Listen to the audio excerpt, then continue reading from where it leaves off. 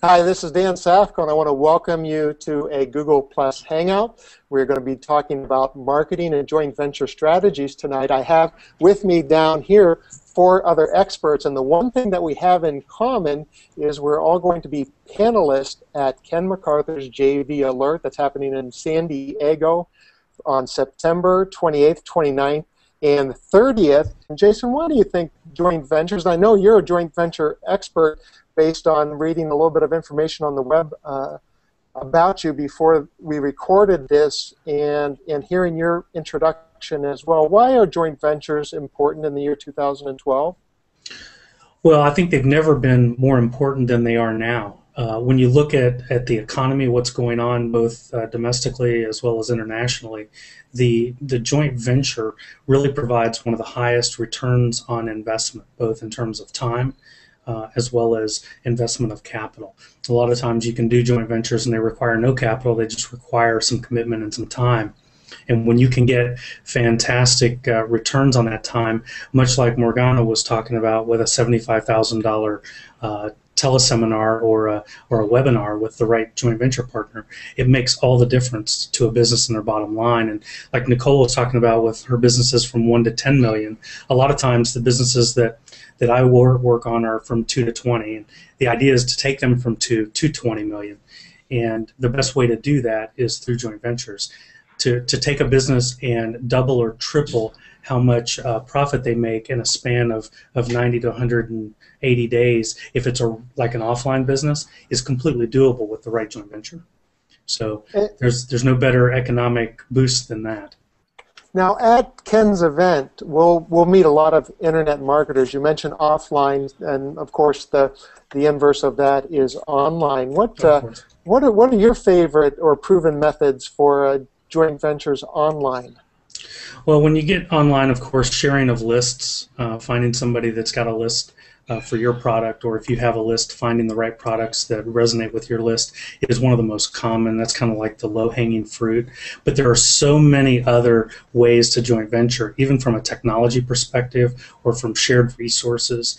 I talk a lot of times to business owners who, in the online arena, they just feel like they're drinking from a fire hose and they don't have all of the administrative help that they need. Well, there's ways to share a virtual assistant. There's ways to do things from a joint venturing perspective that can help your business beyond just mailing to a list, driving the revenue kind of the old-fashioned way. I like that idea, and I've never thought of it that way, that joint venture can extend well beyond just, okay, let's do something together and we both make money. There's also ways of saving money, amortizing cost and resources between people, and that's also considered a joint venture strategy. I like that. Absolutely. I was on Skype just prior to this call with a friend of mine down in South America who, he's not from there, but he's down there and he's setting up a business incubator, and his whole thing is getting businesses from outside of South America to partner with businesses in South America in his incubator, and they're basically sharing all of the hard costs of doing business. So you have all these little businesses getting started for almost no money. And the most fascinating thing, I think, to me, given the times that we live in, is the fact that it costs so little to start a business. The barrier to entry is so little. But when you get into the business and you start generating a little bit of revenue, now you need to manage even the cost aspect of it. So if you can incubate at the beginning and manage those costs, and do joint ventures to drive revenue and do joint ventures to manage your costs, now you're thinking about your business from 360 degrees. Well, let's talk more about that. When I asked you what tip you'll be sharing tonight, you said something very interesting. You said that one of your favorite strategies is 360-degree feedback. I just love the title. I think it creates a lot of curiosity, but I'll let you explain exactly what that is. Sure. So my background, going way back, I had a corporate background, largest telecommunications company in the world, and was able to retire from that at a very young age. But one of the things I learned doing sales and operations for them was the fact that we needed feedback loops. And so whether we were managing a project or whether I was managing 8,000 people in 1,200 locations, I needed feedback loops. And a lot of times what people do in their business, even with smaller, it could be a 1 or 2 person operation, is they think, I need feedback from my customers, I need feedback from the marketplace, and I need to use that to figure out how to best market to them. And that's where they fall short, because they only do that one part of the circle. The rest of the feedback is your vendors and your employees. And so what I like to talk to people about doing is thinking about their business from all 360 degrees, getting feedback from both customers, the vendors, and the employees. And when you do that, you actually find so many ways to improve your business.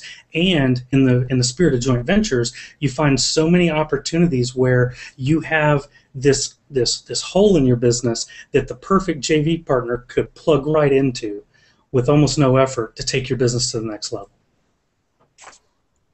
I think that's such a great philosophy, because so many people, especially in the internet marketing space, are looking for a quick buck. So they're more linear in their thinking. Okay, I need to get from A to Z, and how can that person get me to Z faster, better, and easier? We tend to commoditize the human experience to some degree, but I think your philosophy takes that out. If you are looking and if you are listening all the way around, that you're going to have much more of a human touch to your strategy. And if you do, you're going to have long-lasting relationships. It's not going to be one and done. Correct. I mean, I think the thing in the internet marketing niche, the thing that happens a lot of times is people will come out with an info product, they launch it, the sales fade on it, and then they're like, what next? Yeah. And they don't think holistically that they're actually building a brand. And I think Morgana talks about that. But you build a brand over this time, and it builds this equity, right? And so we look at it as you need to look at all the different facets, and you need to get feedback from those facets to help you navigate these waters that you're in. Well, so thank you, Jason. Time, that's what it is. Yeah, well, I appreciate you sharing that with us. And if somebody wants to learn more about your 360 strategies and philosophies, where would they find that at?